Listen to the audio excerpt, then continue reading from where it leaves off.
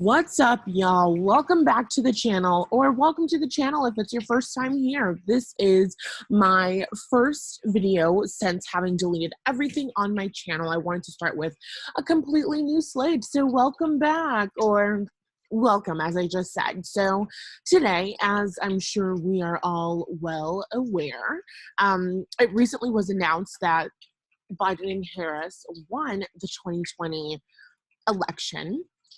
And being the astrologer that I am, I wanted to look into Kamala Harris's birth chart. For those of you who were following me on the channel before I deleted everything, I have talked a lot about Kamala Harris, and one of the things that really keeps coming up for me is the fact that I cannot help but like her. And I wanted to know why that was. I wanted to get a deeper understanding. I wanted to see what the spirits in the universe and the stars had to say about Kamala Harris specifically, and her destiny within the United States. I also wanted to get some more information and insight onto her life. So let's get into it, because it's really incredibly interesting. I have two things that I've been going back and forth on. I decided to use a different, also, if you hear the rain, it's because I'm outside in my backyard under our little, what would this be called? Gazebo thing, whatever. So there's rain in the background. The astrology website that I usually use showed her as having Neptune in the 5th house. However, this was the first, because I just Googled Kamala Harris birth chart, and this was the website that I chose, and this one had Neptune on the 6th house, and that was really, really intriguing to me. And so then I looked it up on this other website, and both of these have Neptune showing up on the 6th house. So I really like that interpretation, because she's also got Pisces on the 10th. So that's what we're going to go with today, and let's jump into it. So first and foremost, she's got her sun in Libra. She's got an Aries moon. And the second that I saw Aries moon, I'm like, holy fuck, that's why I fucking love her. Aries moon women are usually the women to do the first X, Y, and Z, whatever. Cardi B is a Libra sun, Aries moon. AOC is a Libra sun, Aries moon, and Kamala Harris is a Libra sun, Aries moon. Libra is going to be associated with justice. They're going to be associated with the law, right? Justice in tarot, and also, of course, astrologically speaking. And then Aries energy is going to be associated with the Emperor. Aries energy is that masculine energy. Libra is ruled by Venus, and Aries is ruled by Mars. And so Aries women tend to be the first. Aries women tend to be trailblazers. Aries women tend to be the person who is kind of breaking out of the mold, shattering glass ceilings. And so, of course, it only makes sense that the first the first woman of color, the first female vice president would be an Aries moon, and the Libra sun. Again, it just makes sense.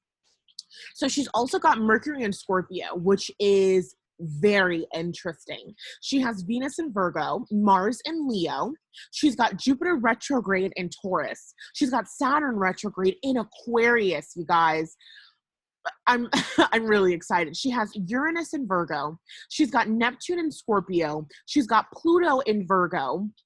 And then she's got her North Node in Gemini. She's got Chiron in Pisces in her 10th house. She has a Gemini rising, and she's got her MC in Pisces, aka Pisces, on the cusp of her 10th house. Now listen, when I looked up her natal chart, I'm going to be honest, I was looking it up to see, is this woman full of shit or isn't she? And when I was looking it up, I was looking at the placements. I was like, Libra with Scorpio energy. I don't like it. That shit's shady. But when I saw that she had Chiron in Pisces, I was like, okay, hold on. She just got me. Like, looking at her chart, being an astrologer, being someone who is going to analyze my clients' natal charts, looking specifically for their, childhood wounds and traumas and shit like that. Like, I should have known. So jumping even further in, I've scrolled down because I like the way that this looks. We want to focus on the planets and where they are within the houses, okay? So number one, hold on. North Node is still in, oh, fuck. Why do I do this every time? Hold on, I have to pause this because I'm like, I don't want people to see what my bookmarks are, even though you've already seen everything in a much more real sense. We're still gonna pause. Okay.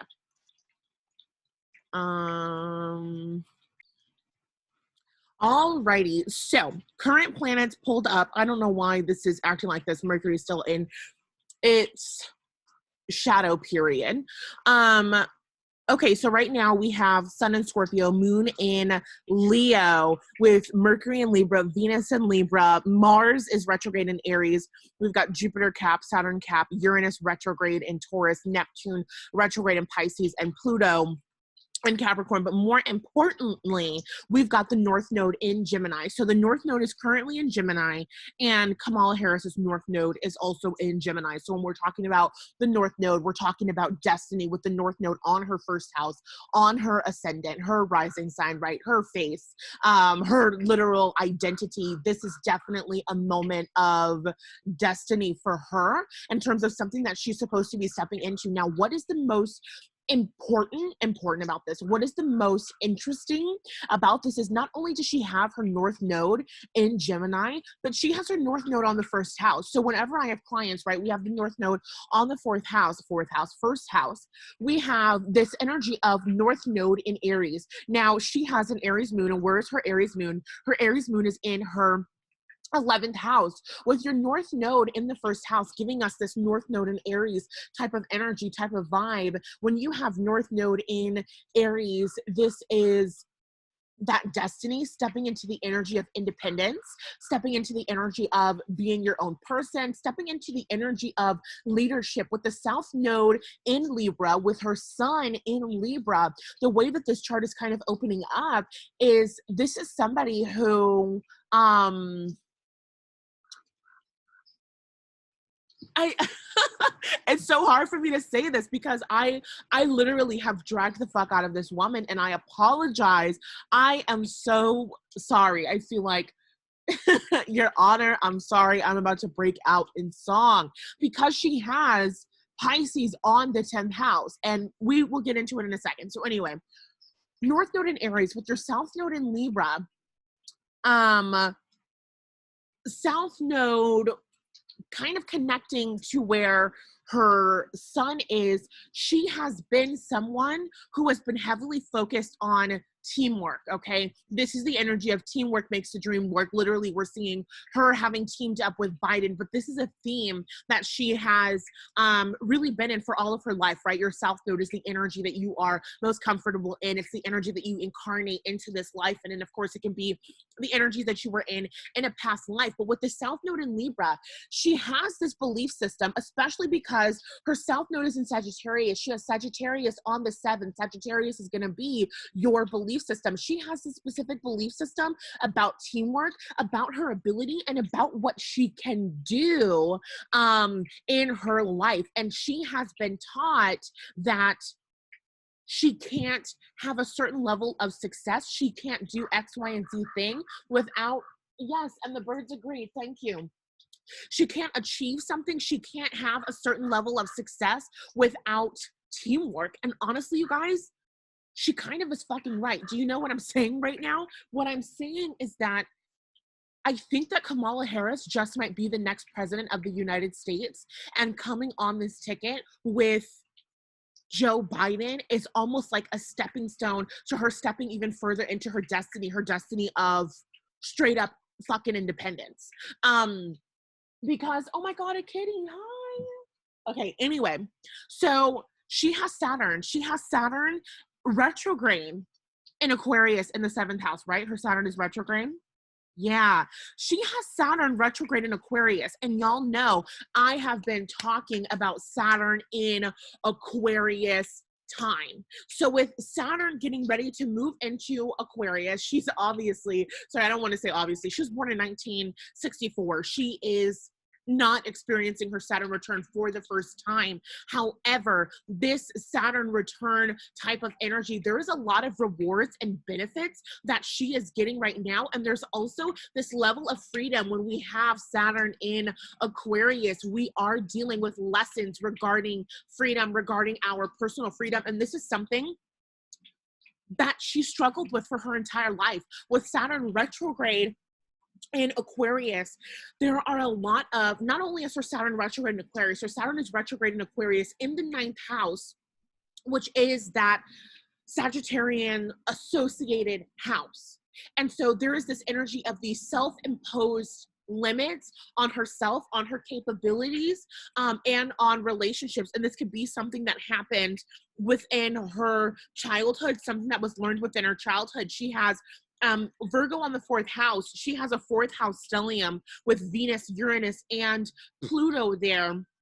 Uranus kind of being the star player here because, well, okay, so she's got Uranus in the 4th, and then she has Venus in the 4th, Venus being one of her planetary rulers. Why? Because she has a sun in Libra. Libra is ruled by Venus. So what does this mean? There was a lot of things going on for her 4th house energy when she was growing up, where she was learning the belief systems that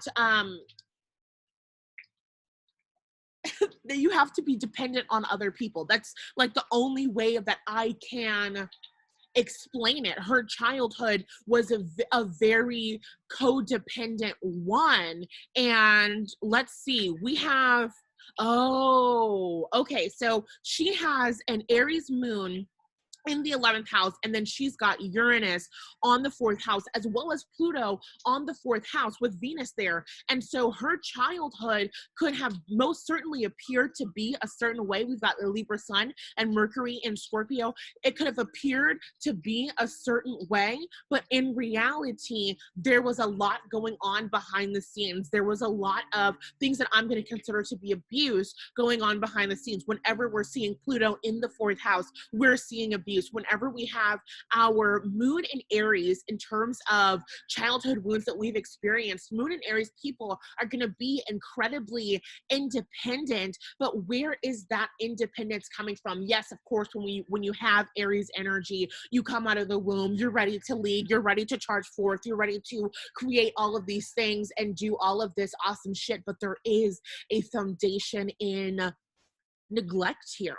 There really is, because not only does she have an Aries moon, but she has that Aries moon in the 11th house, and she has Uranus, which rules Aquarius, in the 4th house. That house of home, going to talk to us about mom, the relationship with mom. Her 11th house being in Aries, the 11th house is that Aquarian associated house. So these are very interconnected. When we have Uranus on the 4th house, when we have Uranus touching our personal planets in this way, right? Moon in the 11th, Uranus on the 4th, our IC. A lot of the things that's going on for her, she has Pluto in the 4th house with her Mercury in Scorpio. She has a lot of feisty fucking energy within her. She has a Libra sun, and so we might not see this. She is a very maybe put together, not maybe, very put together person, right? Incredibly political person, somebody who is going to look and appear in one way, but we saw this. Do y'all remember in, I think it was the second vice president debate where Pence came for her and came for her reputation within the criminal justice system, and then she kind of snapped a little bit. That was like the beginning of that kind of Scorpio sting coming on, where she was like, first of all, I'm the only person on this stage that has worked within the criminal justice system. And that energy right there, I feel like that was a little bit of her IC coming out. That was that Mercury in Scorpio, because Scorpio energy, although of course it's also that Aries moon in the 11th, of course there is that energy. Scorpio is not right, boom, in your face, I'm about to fuck you up. She's got her Mars in the 3rd house, right, in Leo. And so this is somebody, especially, she's a Gemini rising, her voice is going to be heard. period, point fucking blank. There is this really, really feisty, intense energy of transformation, and it's not something that we see within the public. And this is important because as we start talking about this Pisces 10th house, we can't get there yet because I never finished saying what I was saying before. I'm getting so excited. I kind of fucking love her natal chart, you guys. Her moon in the 11th house, this has Aquarius moon type vibes, and then she also has Uranus and Cancer vibes. And there is a Uranus video coming very, very soon. So what this means is Uranus shows us places where we've been neglected as children, okay? With Saturn being retrograde in the ninth. No, we're not getting there. Uranus shows us places that we've been neglected as children. Neptune is going to show us places where things have been projected onto us, and this is so incredibly important. So remember how we were really, really going in on this woman in terms of her reputation? Well, I don't know if it was we collectively as us, but it was me. Absolutely, because of how I feel about social justice and the injustice system. Come on, duh. Anyway, there is so much projection that has happened to her. Why am I continuing forward with the point when I know that there's another point? Sorry. It's like two different, it's like, it feels like three different guides and everybody's all talking at one time. And it's like, okay, this is what you're going to talk about next. And I'm like, can I talk about the thing that I was talking about first? Okay. So Uranus is going to show us places where you've been neglected. When you've got Uranus connecting with your moon, you were neglected emotionally. Period, point fucking blank. What was going on for her within her house? Oh my God, she has Uranus in the fourth, just like I do. Wow. What was going on for her within her house? She was not getting the nurturing and the love that she needed. Period, point fucking blank. She was not getting the nurturing and the love that she needed growing up for whatever reason. She's got moon opposite Libra. Her parents could have been experiencing a separation. I don't really know much about her family history. Her parents could have been fighting. Her parents could have been at odds. That could have been something that was going on, or something that was contributing to it. I guess we could look into that, but that's not our point right now. Our point is that emotionally, she has been neglected as fuck as a child. And so with a Libra sun, with her being so focused, she has a Libra sun, she's got her sun and Mercury in the fifth house. And even though her Mercury is in Scorpio, it's in that fifth house under the umbrella of Libra. She is someone, especially as a child, who was very focused on connecting with others, on talking with others, on playing with others and making friends and all of this type of stuff. And so it's almost like this energy of someone who's a very, very social butterfly, somebody who's going to go out there into the world, especially with her moon in the 11th house. A lot of her friendships and relationships that she made outside of the household were her way of getting by and were her way of existing within the world growing up, period, point blank. Her relationships with others, her friend groups were a way to combat the abuse that was happening within her childhood, period, point blank. And again, when we have the energy of Pluto here, with Pluto and Uranus, she has Uranus in the fourth house. There just could have been rules or structures that were going on for her in her childhood that just didn't work for her and her natural ebb and flow. And so she is a child who was born with this natural desire to connect with other people and to form those relationships with other people. And she wasn't getting that connection, at least from mom. She wasn't getting that connection from maternal figures within her life.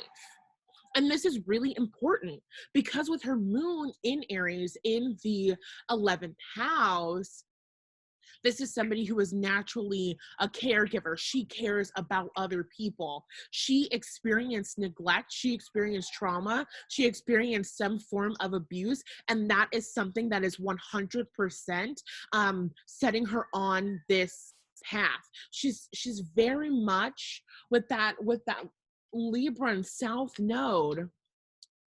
It's something with partnership. It's something with partnership and connection. And maybe if I knew her life story, then I would be able to pinpoint it more. But it's something with partnership and connection that is very, very important for her in her life, especially within her early development. So with Saturn in the ninth house, Saturn retrograde in Aquarius, whatever was going on, okay, no, we have to talk about Chiron. Pause. She has Chiron in Pisces where? In her 10th house.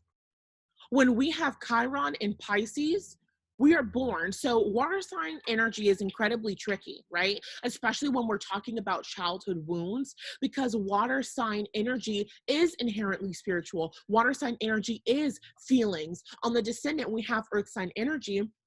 And this is why our emotional neglect and our emotional wounds are going to manifest in such physical ways. Sometimes it manifests as physical disease. Other times it manifests as physical situations, physical relationship that you have within this realm, right? In order for you to process that energy, or if you don't process it, then you stay stuck in those cycles. When we're dealing with water sign energy, as we're talking about childhood trauma, specifically, no, because we can throw Cancer in there as well.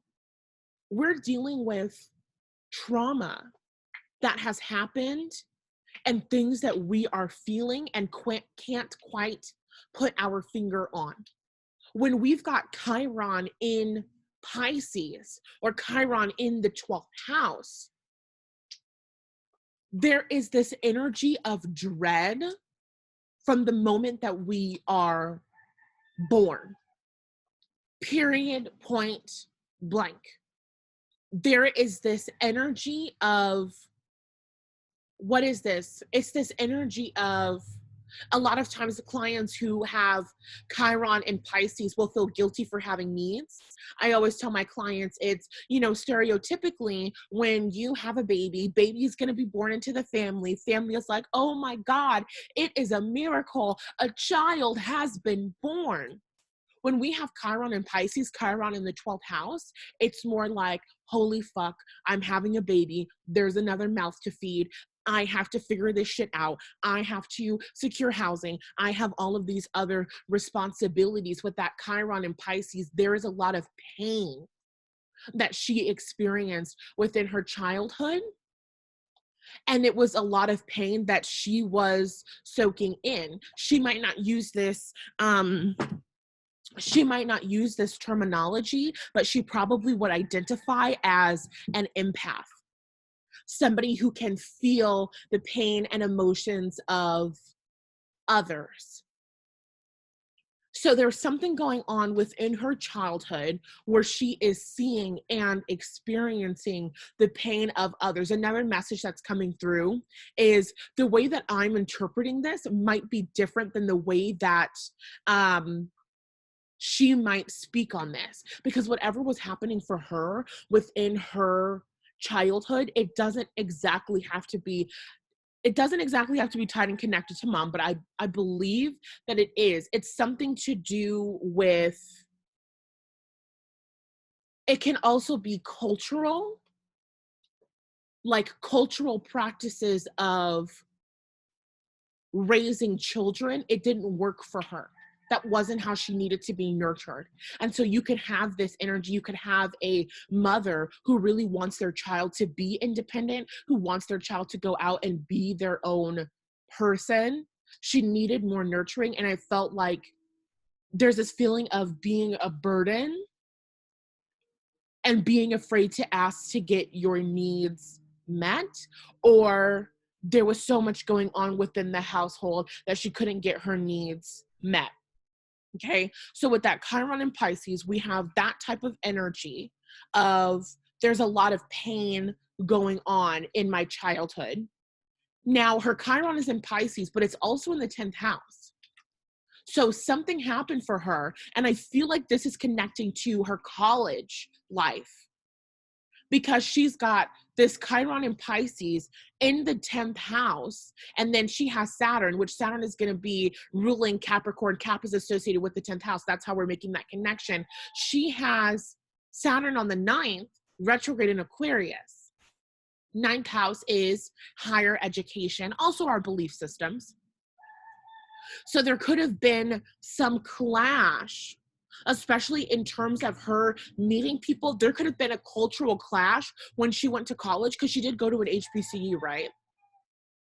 There could have been some sort of cultural clash when she went to college that deeply affected and impacted her. With Chiron on the 10th, her having won this, her being the first VP, which I believe she's about to be the president, her stepping into this energy, they're singing Wildest Dreams by Taylor Swift. This is some shit that she was told was never going to happen. So there's something here about having dreams, something about being, because it feels like neglect, but it also feels like bullying. She's got Pisces on the 10th, which is important, incredibly important, because she also has Neptune on the 6th. When we're dealing with Piscean energy, when we're dealing with Neptunian energy, we're dealing with mirrors. We're dealing with projections. And so people have 6th house, everyday life, 10th house, career, reputation, status. She is someone who you can easily point the finger at and say, it's her fault, she is to blame. And she has experienced this habitually.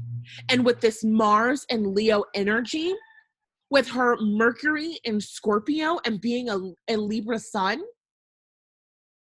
I'm willing to bet a lot of money that she felt as though she had to fight to become that person, especially North Node and Gemini in the 1st house, fight to become that person, to be able to stand her ground, fight to become the person to be able to speak her mind.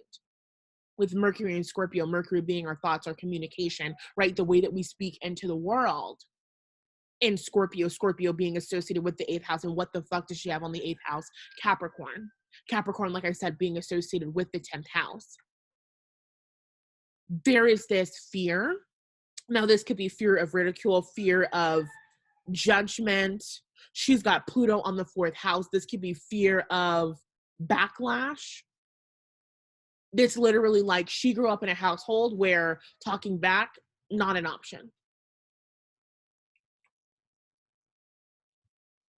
Her allowing herself to completely and fully express herself was something that was a difficult process for her. Her stepping into this energy of Mars in Leo, that Mars in Leo on the 3rd, definitely something that's difficult for her. She's got Mars in the 3rd with a Gemini rising. Geminis get projected on a fuck ton. This reputation of her being an incredibly aggressive person could be tied and connected to the fact that she's a Black woman, and also tied and connected to the fact that she experiences this Pisces 10th, Neptune on the 6th energy of projection. People projecting their bullshit onto her, people using her as a scapegoat in order to avoid taking responsibility on themselves. With Mercury in Scorpio, although it's in the 5th, and she does have that Leo on the 3rd, she's got Cap on the 8th. There is this, no, you can't say that energy. No. Don't say all of that, though. No, don't say that. They're going to take it the wrong way. No, you're not allowed to speak your mind on this because they're going to interpret it as this. She experiences a lot of being restricted, right? Because what does Saturn do? Saturn restricts. With Saturn retrograde on the 9th house in Aquarius, notions of freedom. It could be freedom and liberation of her people have been restricted and suppressed, or told or taught that it's not going to happen. And this could literally be, she's got Uranus in Virgo. She was born in 1964. It could have been something of growing up in her everyday life. Yes, because she has Scorpio on the 6th, right? Habitual everyday life, with Capricorn on the 8th. Pisces on the 10th, and Jupiter retrograde in the 12th house. She was growing up watching a lot of shit happen within the government. We're talking about civil rights. She grew up watching a lot of things happening within the government, and that is one of the reasons why she's doing the work that she's doing today. She's got Jupiter retrograde in Taurus, though, and she is being elected with Uranus currently retrograde in the 12th house. She has Uranus retrograde in Taurus. That's going to fall in her 12th house, right? Unless it's... No, it's not. Uranus is retrograde in Taurus in her 8th house. Thank you for correcting me. It'll move into her 12th. When Uranus moves forward into her 12th house, when Uranus goes direct, that'll probably be, right? Uranus will probably go direct around January, right? Because that's what it did last year. I'm trying to remember without Googling. When Uranus goes direct and then moves into her 12th house, this is going to activate her Jupiter retrograde in the 12th house. Number one, when we have Jupiter retrograde, holy fuck, she has Jupiter retrograde and Saturn in the 9th house. Something went on or something has gone on, and I feel like this is tied and connected to her college experiences. Like, at this point, I would love to sit down and ask her, what the fuck happened to you in college? If it's not college, then it's some sort of belief system, and this could also be religious. Because especially with Jupiter in the 12th being that Piscean associated house, she has this ability to expand, Jupiter in the 12th retrograde, that's been suppressed. Growing up as a kid, she did not feel like she could reach her dreams.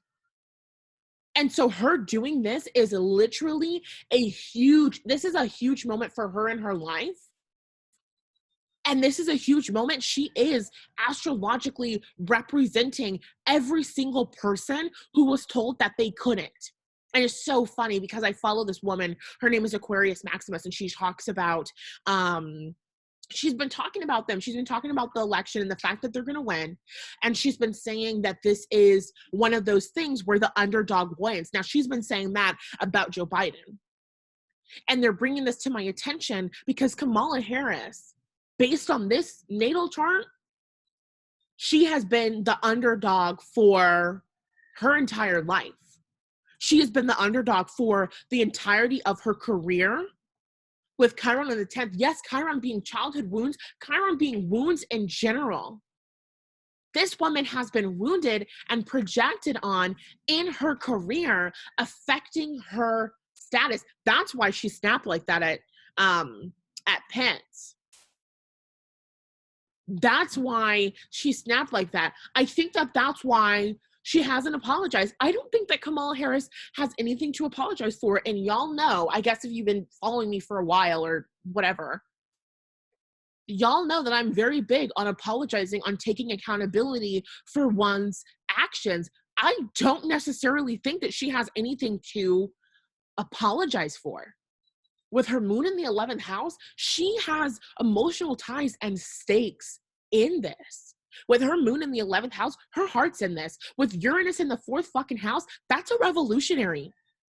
Period, point blank. With Uranus and Pluto connecting in her 4th house, this woman has died and been reborn again many a times. We, on the outside, the public, 10th house energy, we wouldn't have seen any of this. Especially with Venus on the 4th house, there's this energy of when you're going through something and you are fucking imploding and you keep it on the inside. Why? Because that's fucking Scorpio energy. Scorpio could be going through hell and back. You would never know a fucking thing. So there's a lot of hidden energy. There's a lot of secrecy here.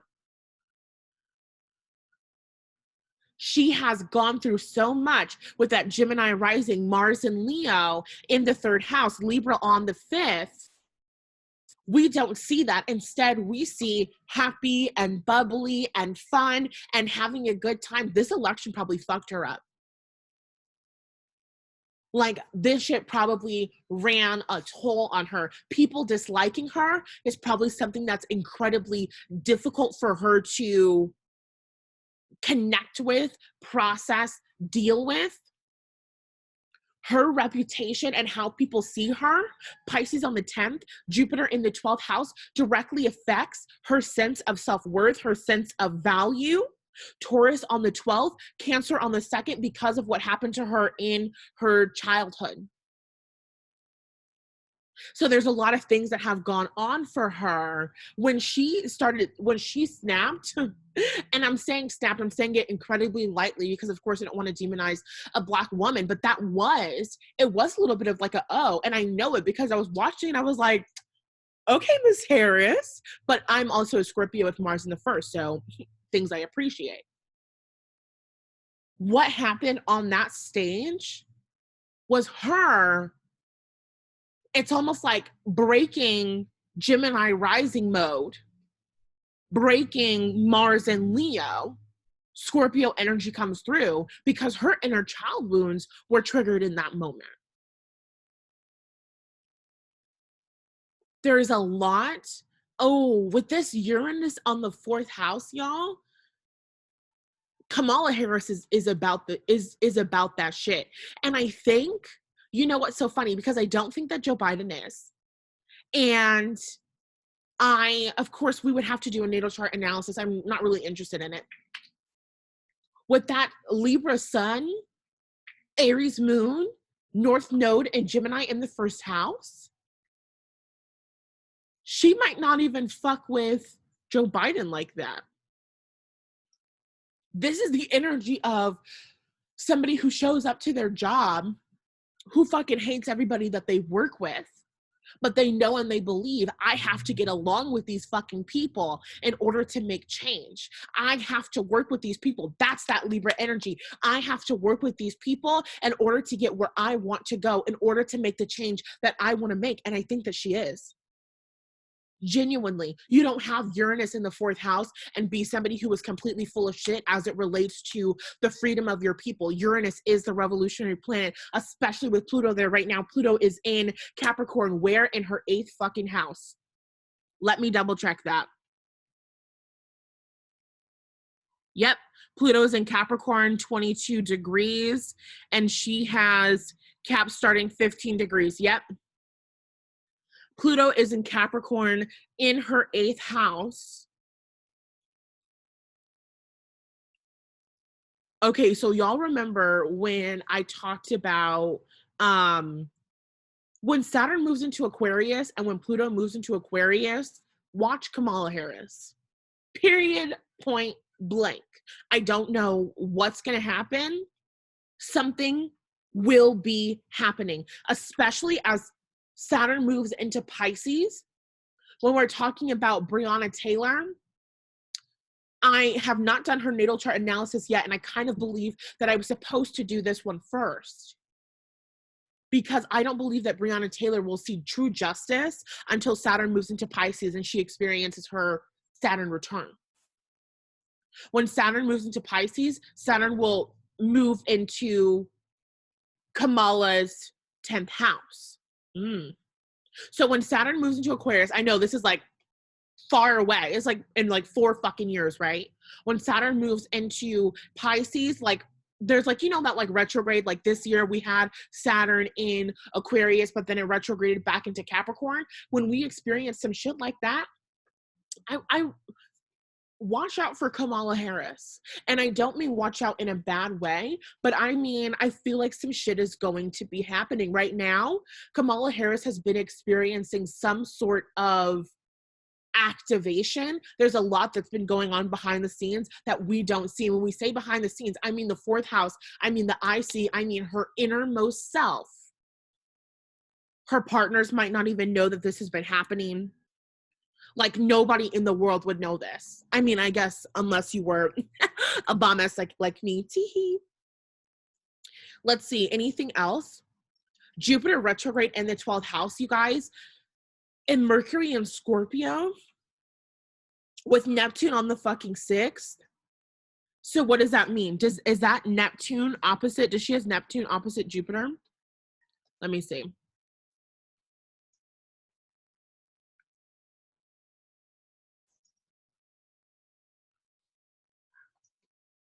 Venus opposite Chiron. I feel like Kamala Harris has struggled with anti-blackness or struggled with her identity and sense of value being a mixed woman, and she could have struggled with that when she went to college. That could have been some sort of, I don't want to say rude awakening, but that's what they're saying.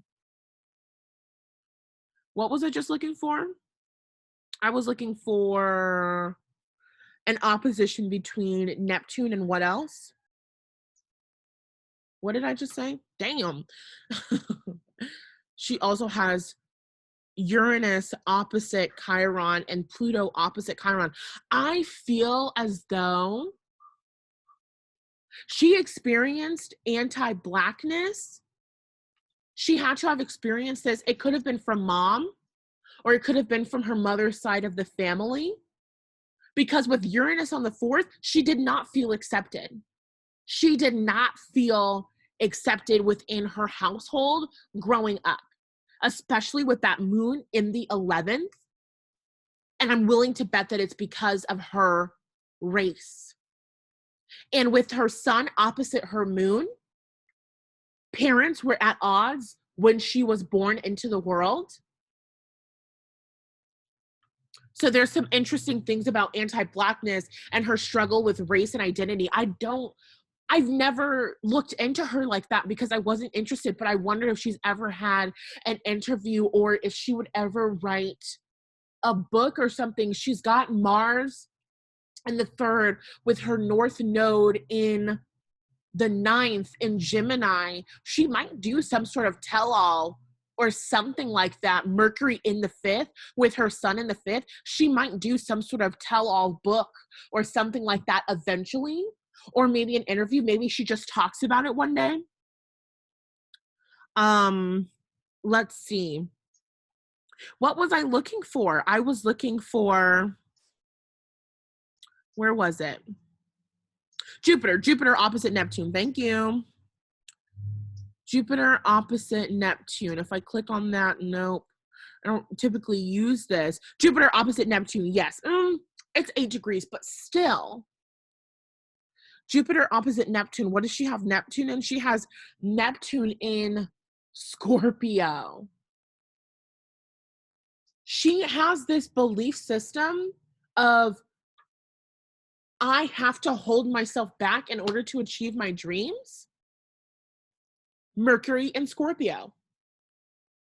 I can't say what I want to say if I want to get to where I'm going. Excuse me, with Jupiter retrograde, she's got spiritual power. Period, point fucking blank. You don't have Jupiter retrograde without being someone who is incredibly knowledgeable. I wouldn't doubt for a second that this woman is fucking brilliant, okay? And now they're saying Megamind. You know Megamind, like the fucking cartoon movie? How they're literally showing me from the movie when we got the flashback, and it was like Megamind getting bullied and all of that, and it's like the, like why they turn into the villain story or whatever. Not saying that she's a villain, but I'm saying that she's absolutely fucking brilliant. And I think that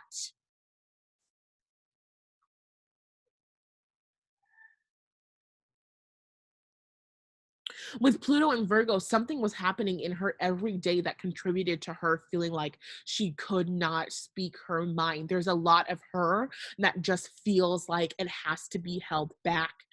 Definitely that Frozen, don't let them in, don't let them see, be the good girl you always had to be. Kamala Harris has gone through it. This makes me fuck with her so heavily, you guys. And the chickens agree. Uranus in Virgo.